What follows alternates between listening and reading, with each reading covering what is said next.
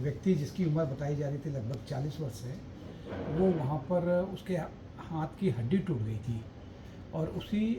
हाथ की हड्डी जो टूटी थी उसका ऑपरेशन होना था। उसी को लेकर जो मेडिकल कॉलेज के प्रधानाचार्य महोदय और जो यहाँ पर कुछ बीजेपी जो कार्यकर्ता थे, उनके बीच में ना इत्तेफाकी पैदा हो गई थी। कुछ चीज़ों को कन्फ्यूजन कह लीजिए, संवादहीनता कह लीजिए, उन चीज़ों को लेकर उसके बाद जब वहाँ पर आपस में थोड़ा सा इन लोगों के बीच में बहस होने लगी, तो इसकी जानकारी प्राप्त होते ही मैंने यहाँ से अपर जिलाधिकारी जो प्रशासन है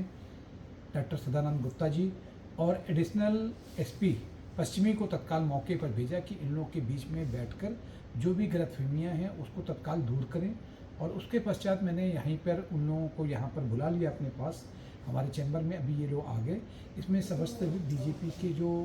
कार्यकर्ता थे, बीजेपी के जिलाध्यक्ष जी थे और यहाँ पर दूसरी तरफ फिर जो कप्तान साहब भी थे, एडिशनल एसपी, एडीएम, सबकी मौजूदगी में प्रिंसिपल साहब को भी यहाँ बुलवाया गया। और प्रिंसिपल साहब ने ये बात सबके सामने कही कि अगर मेरे व्यवहार से या मेरे जो कह सकते हैं कि किसी चीज़ मतलब बातचीत से या संवाद कायम करने के दौरान किसी को अगर किसी की भावनाओं को ठेस पहुंचा है या किसी को ख़राब लगा है तो मैं उसके लिए सॉरी बोलता हूं। और उसके बाद सॉरी बोलने के बाद जो है ये तय हुआ है कि जिस बच्चे के ऑपरेशन को लेकर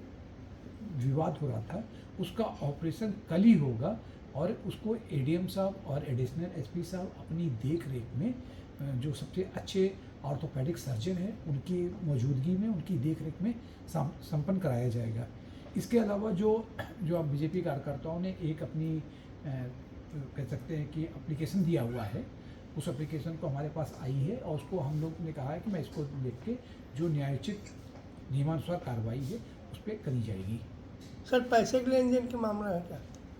देखिए, जो भी मतलब उन्होंने लिख के दिया है, हमने कहा आफ्टर इन्वेस्टिगेशन ही सभी चीज़ों की जो सच्चाई सामने आएगी। फिलहाल अंत में जब प्रिंसिपल साहब भी चले गए और बीजेपी के जो कार्यकर्ता थे वे पूरी तरह से संतुष्ट होकर चले गए हैं। और इस वक्त हम सभी लोगों का, चाहे मेडिकल